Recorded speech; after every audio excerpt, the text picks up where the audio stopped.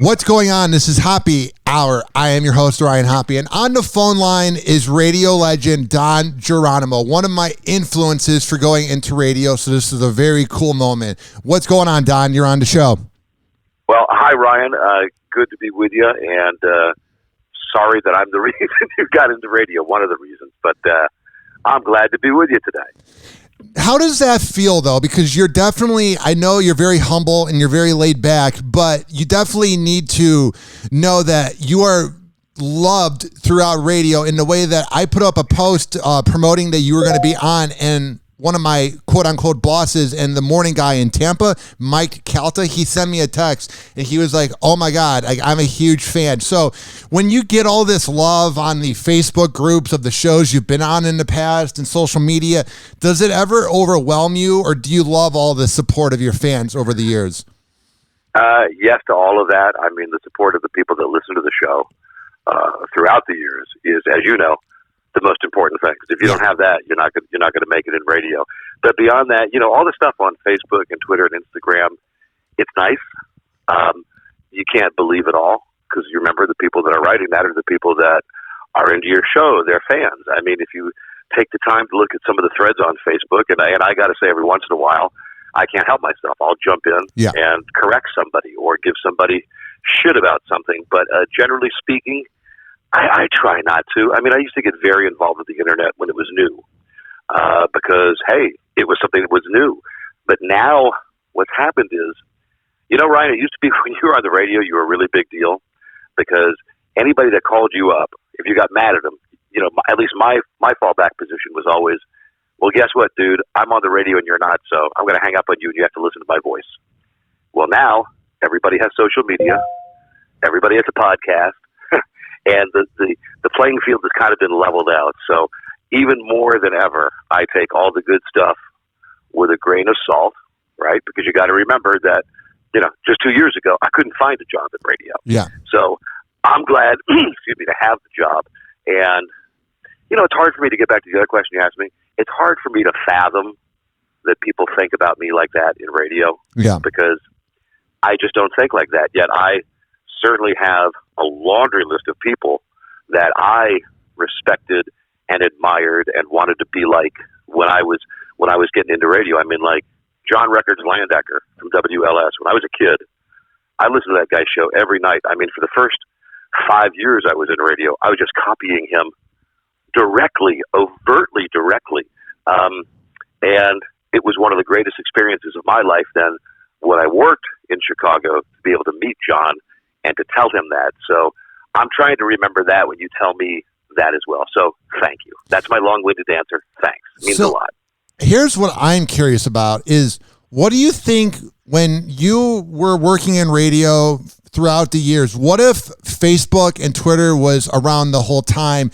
Do you think there would have been less characters like the Grease Man, where people that were more anonymous would not have been able to do their thing, and like you being a real person, like how would that have worked with like the weird radio from back in the day and then new radio? What if social media was around the whole time?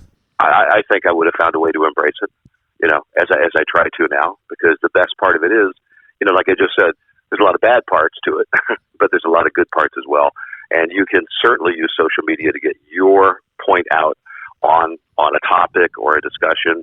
You can certainly have, you know, one-to-one with people, which incidentally is why radio is still the best medium in the world, because you are not going to have a more intimate conversation with someone than someone who's in their car listening to you. And I know that everyone streams and all that other stuff, but that's what I strive for, is that person in the car. And I'm the entertainment. Yeah. You know, I mean, that's great. I love that concept. And I have done some fill-in shows at 102.5 The Bone on the weekend. Like they'll give me the plane and be like, talk for an hour. So I get to like, there's like 44 minutes of talking time. So I'm playing news clips, I'm ranting, and I'll get calls. And I definitely relate to you on the intimate thing where like for a second there, I think I know who the person is that I'm talking to on the phone. I just pot up the person. I go, hi, you're on the air. and then they'll talk to me, and then there's times where the time flies and I'm talking to them for 4 minutes, and it is good radio, but you're like, I'm probably never going to meet this person. I don't know what they do in their life, but they took the time out of their day to call me on the radio. It's the most humbling thing. Even if it's hate, the fact that you got somebody to call a radio show in 2022, it's a cool feeling, dude. I agree. And like in the job I got now at Big 100, it's taken a few months for people to figure out you can just call. That I don't always have to have a topic. I don't always have to have a prize. You can just call because, I'll tell you something, Ryan, what's funny, and I've said this on my show before, so it's no big secret. I mean, I think the reason that I've been successful is because I've always just laid my life out there, good, bad, indifferent. And because of that, people honestly think that they know me. So because of that, there's that intimate connection. And what I think is funny is that for years and years in radio, in top 40 radio, and even when I started getting into talk radio, I would have PDs say to me, why do you put your wife on the air? Why do you talk about your kid? Why do you talk about taking your kid to school every morning? Why do you talk about this? Why do you talk about that? Nobody cares about it. You're being selfish.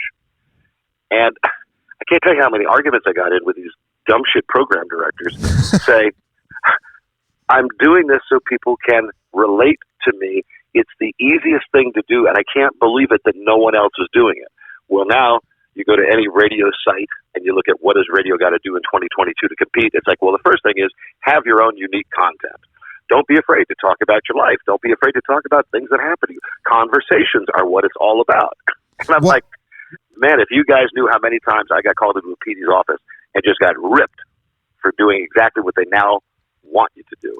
And the trick is, it's not that easy to do. Yeah. So there's a fine line there. It's just, it's a cycle. It's just a cycle, dude. So what you have to do is find what you want to do, what works for you, hone that, refine it, and just stick with it. Well, also, inside radio, like morning shows, it gets really weird with the fake segments. Like, it's okay for like a morning show, in my opinion, to do like a fake prank call or the dating segment because it works. But I know a morning show of a person around my age, and they have access to a server where all the morning shows that use those actors, you can hear what the other morning shows are doing. And he said, "Oh, sure, listen, bro, listen. Yeah. I use that today on my show. Not today, but I mean modern day. I use those. Yeah, I use them, but I'm honest with my audience because the audience now is hip to what's going on. I just say I have a prep service that they pay for. Yeah.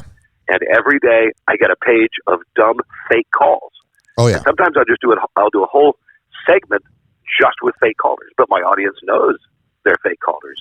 They understand how idiotic it is. And then at one point I have to pull the curtain back and say, can you guys imagine there's radio stations all over the country with stupid disc jockeys using this and pretending it's real? And then also there's a rumor, there's a huge show that he'll say there's different cues of the way he says a word and that you're supposed to laugh at his joke. So there's literally radio guys telling these fake actors, Don, I need you to laugh at what I'm saying. It's sad. Well, I don't even know what to say about that. I know that if you listen to any show that I've ever done, you would know that the callers are not fake because quite often they're idiots. Which is the good part of radio. The first thing that I get most times from people either is it me? Did I win the prize? Can I talk to Don? And it takes an awful lot of time sometimes just with one caller for them to figure out they're on the air with me because, again, they're not used to the fact if they call, I don't like screen calls. I mean, I have a producer who will just get someone's name and put them on. We don't even ask what they want to talk about. But when all 10 lines are ringing, I just go from phone to phone to phone, and people they're blown away. It's like, how can I be on the radio? No one even picked up the phone to say hello. Well, I picked up the phone. That's how it works. So what I want to ask you, because this is like a big moment for me interviewing you, what I want to ask you is... You need to get some bigger moments. You need to redefine your goals. I've made the news a few times, but just like, it's just so crazy because like when I was younger, I would go to the library and listen to your old afternoon show back 15 to 17 years ago, and I would literally leave school because I was in Illinois, but I was a big fan of the free FM format, like when I was in 6th grade. So I would literally... No, I was. So I would literally listen to you. So this is very crazy. But what I want to ask you is when... Free FM was very, very stupid. I hope you know that. I know the concept of it was idiotic. I know it sucked, but I liked the shows. Like I listened to Doll and Chicago and O&A and your show. So I was a fan of the shows. No, I was talking about how they presented it. That was a knee-jerk reaction by CBS Radio when Howard left. And my concern was, at least for me, I've been at WJFK by that point for 15 years. Yeah. I was like, hey, these call letters mean something. They're identified with the station, and they just threw it away. They just threw it away like, hey, the new idea is free FM. And, you see how that worked out. Oh, that died so fast. But what I've always respected about you, and I want to ask you, is on a slow news day, especially now where you're doing the morning show by yourself, essentially, how do you find things to talk about if it's like a slow news day? So maybe once the Super Bowl's over with February 27th, when you got to fill 2 hours of talking time for the whole morning, what is the key to find prep when there might literally not be any? The key, I would think, honestly, and I think anyone who knows what they're doing in this job, and there's a lot of pros out there, the key is that you never stop prepping. That I'm always watching TV, reading something, looking at something on my phone. I used to be a big one for Post-it notes. Now I just use Siri. I am constantly just saying, Siri, remind me to talk about 1883 tomorrow. Siri, remind me to talk about the asshole across the street from me. Siri, remind me to talk about my dog shitting on the carpet. I do it all the time. I don't know what to say except, like it drives my wife crazy because it's like there's no off switch for it. We could be watching TV and I'll just pause it and I go, hold on a second. And it'll just be out of nowhere, be like, Siri, remind me tomorrow morning at 6:45. I got an idea for a contest. Boom, boom, boom, boom, boom. That's just how it works. It's just because I never stop. A good show for me is where I've got 4 hours worth of prep and I don't get to any of it. Oh yeah, that's the best. Because that's the key. If you get in there and you get on a roll with something, just go with it. But I always know if things go south, I do have a lot of material to get back to. And that's the key is over prepping so that you're never caught with your pants down. This morning, here's a good example. We had a transformer blow in the building next to us. And this fried all of the circuitry throughout our 5 radio stations. So at one point, the lights started to flicker. The monitors were going in and out. And spots and music and traffic were all playing at the same time. Oh, my God. On all 5 radio stations. Now, I leaned into it because what else are you going to do? People couldn't hear me on the phone because the board hadn't been reset. We were popping on and off the air. Elements were starting and stopping. And, at that point, like I said, you've just got to go all in on whatever it is. I didn't lie to my audience. I explained to them, everything here is run by computer. And the guy down the hall, the station down the hall, pushed a button to start his commercials, and they started mine. When I pushed the button to stop it, it started the commercials down the hall at the other radio station. When they pushed the button, it started the other guy's commercials. I mean, this was a jolly CF that we were involved in today, yet I would guess that most people that listened to my show thought it was a really good show, even though the first hour and a half was full of dead air, starts, stops, phone calls, people can't hear me. I mean, I don't know what to tell you. It's just, I learned that a long time ago. When things go bad, just lean into it. Don't lie to your audience. Just say, this is what's happening to me today. I mean, that's what happened to me today. At least that's how I make myself sleep tonight. It's like, I had an okay show today. I dealt with everything that happened. But even in that case, I guess my answer to you is, in that case, I reacted in the moment and I lived with what I had going on. But my long-term plan was, if this continued for 2 or 3 hours, I knew that I had material. There are topics that I was researched on, that I had an opinion on, that I knew I could talk about. Because that's the one thing I think you got to have in this business. When I worked for Infinity Broadcasting, which became CBS, Mel Karmazin was the boss, and he had a pretty unique way to give someone a tryout, he would say, if I put you in a studio with no telephone, no records, could you go for an hour? And that's pretty hard to do. I mean, I do it almost every day on my show now. But that to me has always been a pretty good way to find out if someone has the inner workings to just say, yeah, I can put together an hour. And it means you're going to have to be talking about things that maybe you're not familiar talking about. Excuse me, you leave yourself hanging out there a little bit. That's okay. That's okay. I never mind looking stupid to my audience. It never bothers me if I get something wrong. Yeah. It never bothers me. You know, I kid about it if someone calls to correct me. But, you know, that's just how it is. You just got to go with it. And, you know, I would drive myself crazy if I wanted to go through and listen to stuff and go, oh, God, I fucked up that guy's name. I meant to say this name and I meant that name. But generally speaking, I think people know what I was trying to say. So I roll with it. And once you don't hold yourself to a standard to be absolutely perfect at all times, just be honest. Just be honest to yourself. Just be honest with your audience. And that's how I've found the most success. And also, I notice when things are going really wrong, not like half wrong, but like things like what you dealt with this morning, I've dealt with things in a similar fashion. And like, I've been in radio for 10 years and I've been in Tampa for 7. And I would say the first 2-3 years I was here, I would be in panic mode. I'd be getting a little manic, getting hyper. And I feel like as you're in radio longer, there's almost like a certain zen where you want the problem to be over with, that you're so focused on getting it done that you become very productive. And then the problem goes away after a while, if that makes sense. Listen, buddy, here's exactly what it is. You know, when they talk about NFL quarterbacks, after they've been around a while, the game slows down for them and they can see things. Yeah.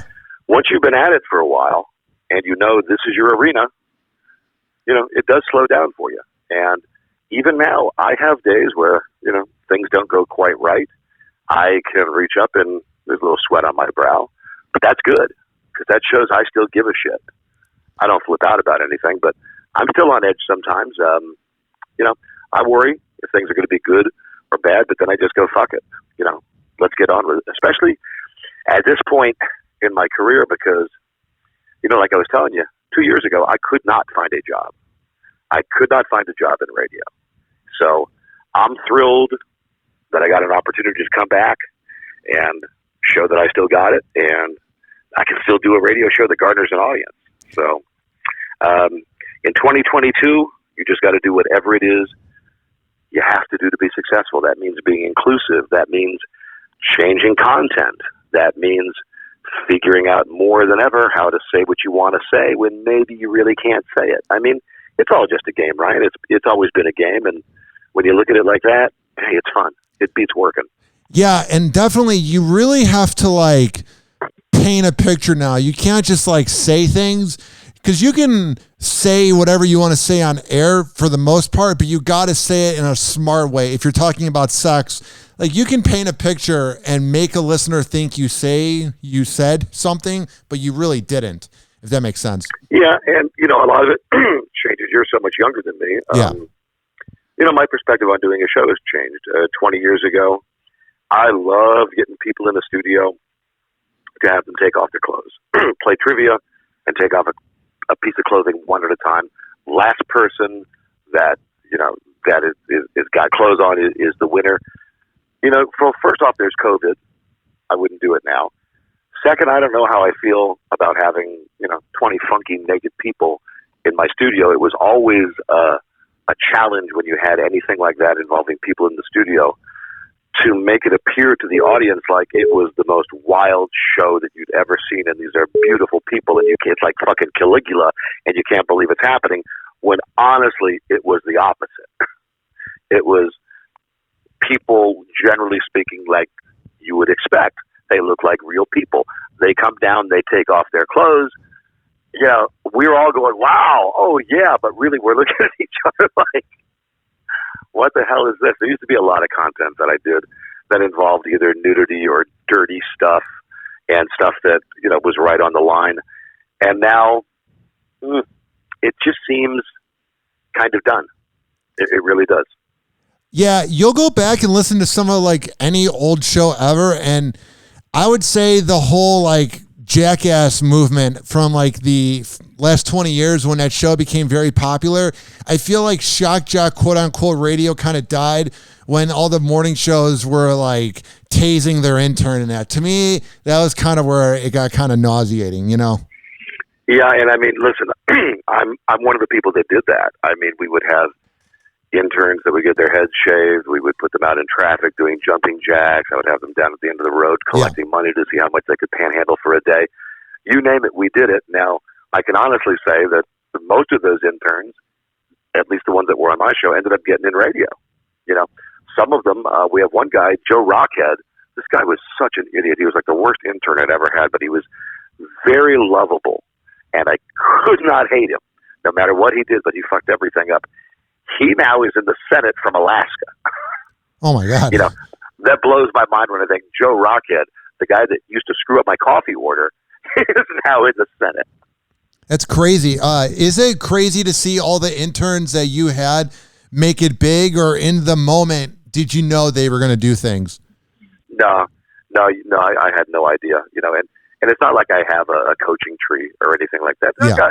I've got some people who I took special care to work with, even after we had worked together, just because I thought it was important, because I had so many people in my career who were nice to me when I was coming up. When I was a kid, I mean, I was working in Pittsburgh. When I was 16 years old, I worked at 13Q, which was a huge radio station, and I was a boy working with men, and they could have taken advantage of me, not sexually, but I mean, I was a kid. I was like young Sheldon, but to a man, every one of them, Jim Quinn, Ray Zoller, Don Cox, these guys took me under their wing, and they were constantly helping me. You know, just a guy like Don Cox, the late Don Cox, would say to me, you know, boy, you're so good, but don't listen to the PD.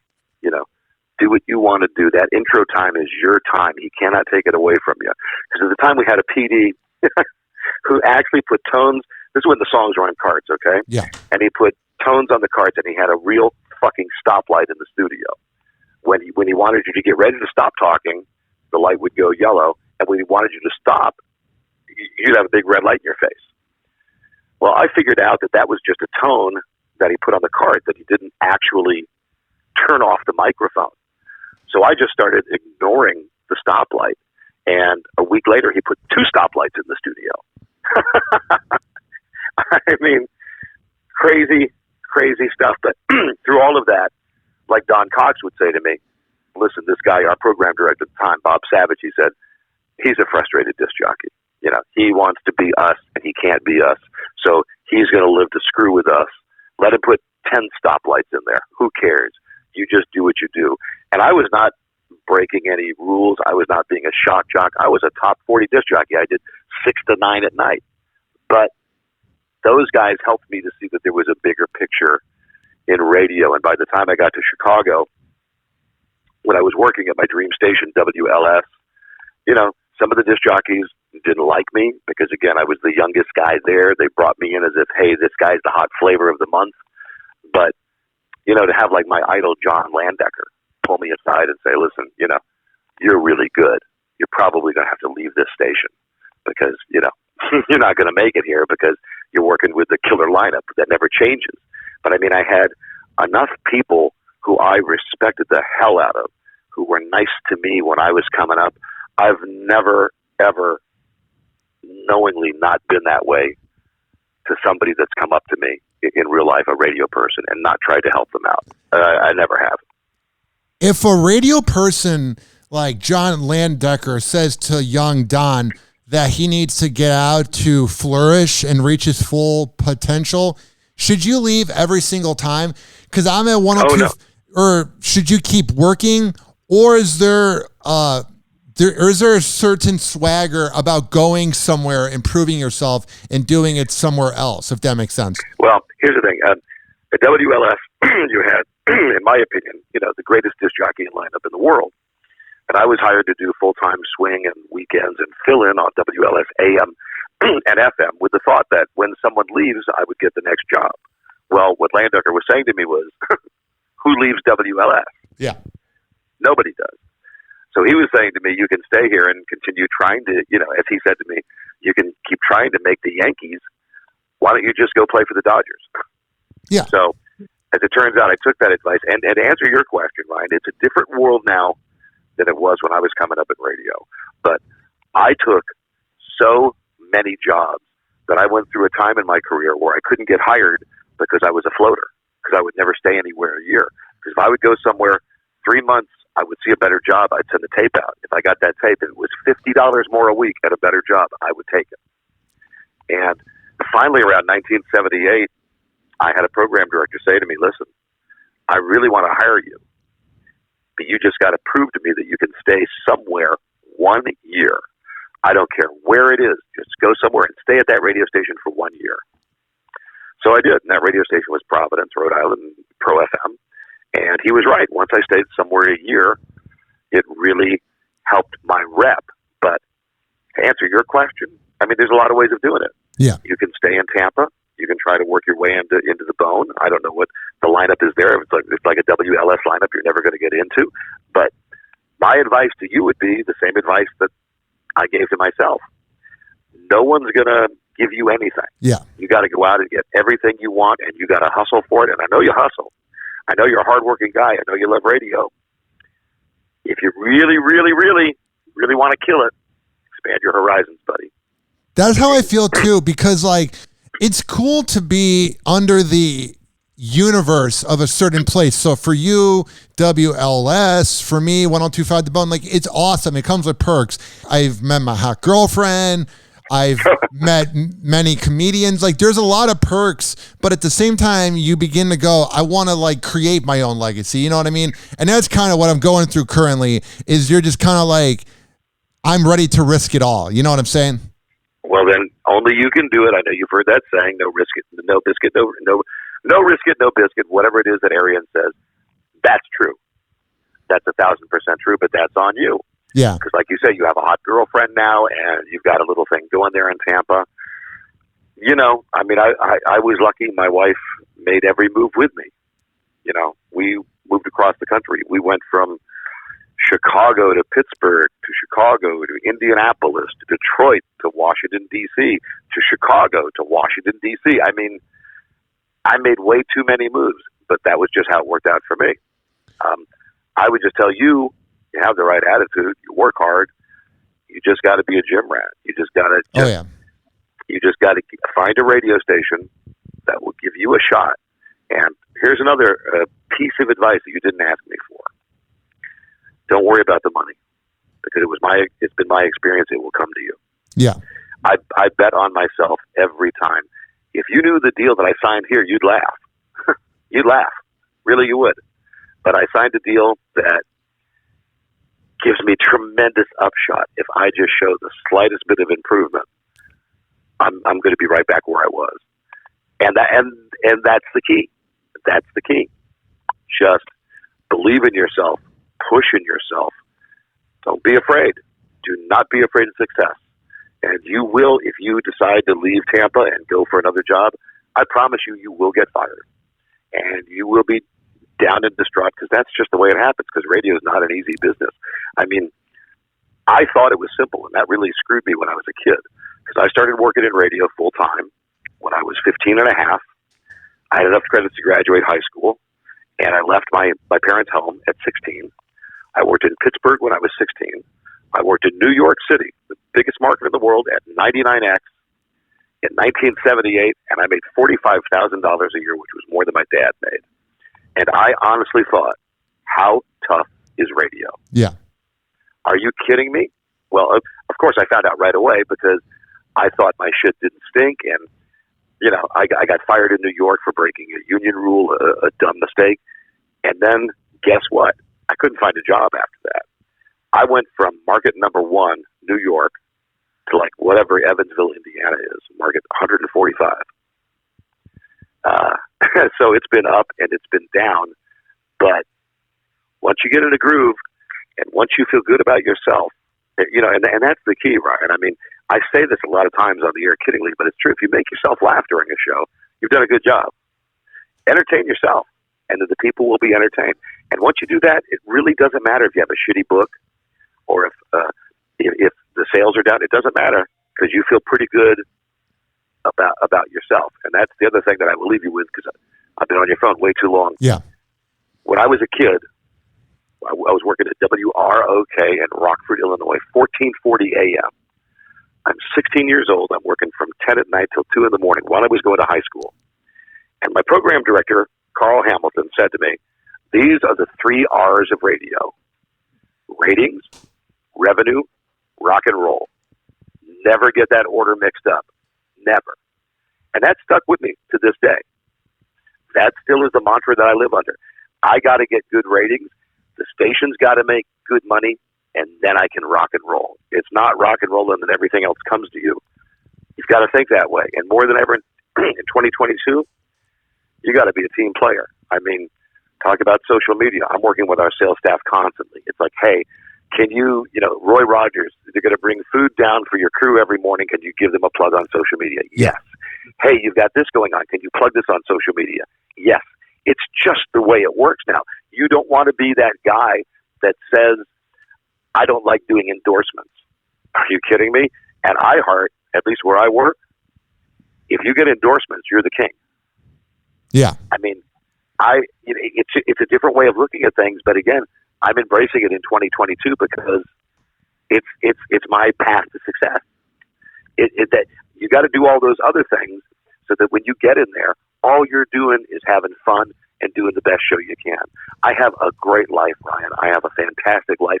I have no complaints. But I will tell you, I get up at 3:30. When I get up at 3:30, I'm happy because I know for the next 4 or 5 hours, I'm going to be doing the job that I like to do, the only thing I know how to do. I'm good at it, and God damn it, I have fun at it.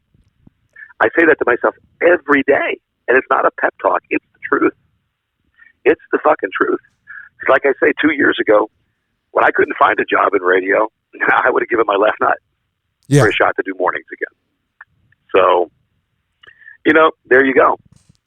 I hope I didn't monopolize all of your time. You did great, Don. Before I let you go, when it's all said and done, what do you want your legacy to be in radio?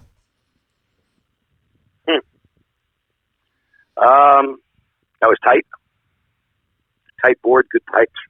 Yeah. I don't know. I guess, Ryan, what the only thing that I hang on to that makes me feel really, really good about the show without having done a good show or having good bits is when someone will say to you, my dad died the other day, or, my dog died, or I lost my job, or whatever it is that happened to someone. When they say, when I heard your show for an hour, it took me away from that. That's it right there. That's a sweet spot. That's why you do radio. Really. All the other trappings and everything else is bullshit. Because my thought is, when I go up to see God, despite all the shit that I've done in my life, God's going to look at me and he's going, okay, you know what? You're a pretty good husband. You're a pretty good father, but goddamn, you touched a lot of people. He won't say goddamn because he's God. He'll say, me damn, you touched a lot of people. You're really not a bad guy. Come on in. Damn right, Don. Where can people find your show? How can they listen to your latest morning show? Well, let me see. That would be WBIG.com or the iHeartRadio app. Just search out the Don Geronimo Show. It's a podcast. I play some music on my show, which was a compromise I made with this radio station, and it's working out for me because I have a background in music radio, and I play just enough music to keep my bosses happy, and they stay off my butt and let me do what I do, and I'm doing pretty much a hybrid show now, but the podcast is just all content. It's about an hour 20, hour 30 minutes every day. They cut out all the music and all the commercials. It's just the ins and the outs and my content. That's right there, WBIG.com or wherever you get your podcast. Blah blah blah. Well, Don, it's been a pleasure having you on the show. I've been a fan for almost 2 decades, and your show sounds really good. Keep up the good work, and it's been a lot of fun having you on Hoppe Hour. You got it, Ryan. It was my pleasure, man. Keep kicking ass. I am very impressed with your work ethic. Thank you. Stay with it. What's Tell up? your hot girlfriend I said hello. I will. Thank you, Don. You got it. Bye, Bye-bye. Ryan. Hoppe Hour. Hoppe Hour.